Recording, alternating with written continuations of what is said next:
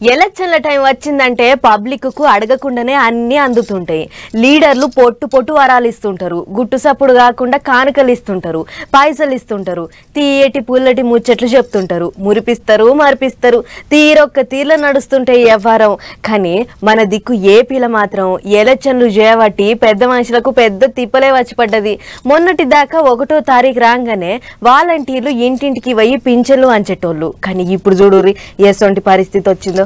ఎంకి పెండ్లి చూపి సాగుకొచ్చింది అన్నట్టు ఇగో గిట్ల ముసలోళ్ళు దివ్యాంగులకు పెద్ద తిప్పలొచ్చి పడ్డది. ఇప్పుడు మొన్నటి దాకా 1వ తారీఖు రాగానే కాలు గదిలియకుండా ఇంట్లోకేంచి బయటికి పోయే అవసరం లేకుండా వాలంటీర్లు ఇంటికాడికే పోయి అందరికి పింఛన్లు వంచేటోళ్ళు, ముచ్చటగా 3000 చేతులు పెట్టేటోళ్ళు.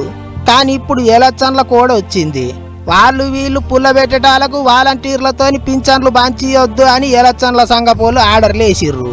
ఇంకేమున్నది, ఇన్నొద్దులు ఇంటికాడికే వచ్చిన పింఛన్లు ఇప్పుడు మళ్ళా ఆఫీసుల కాడ పడిగాపులు కాసి తెచ్చుకునే పరిస్థితి వచ్చింది. ఏపీలున్న అన్ని ఊర్లల్లో పబ్లిక్ సచివాలయాల కాడ కూకొని పానసరం పడ్డరు. పొద్దుగాల ఆఫీసులు తెరవక ముందే పోయి కూసున్నారు.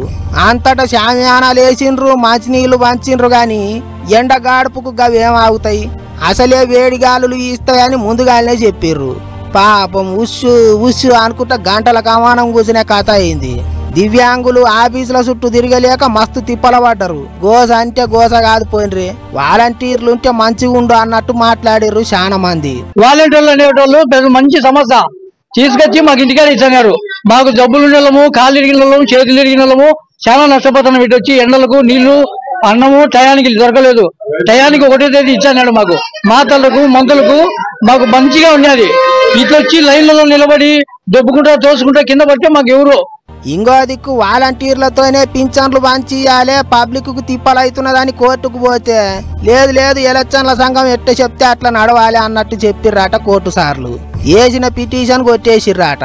ఇన్నొద్దులు హాయిగా ఇంట్లో కూర్చొని పింఛన్లు అందుకున్నారు ముసలోళ్ళు.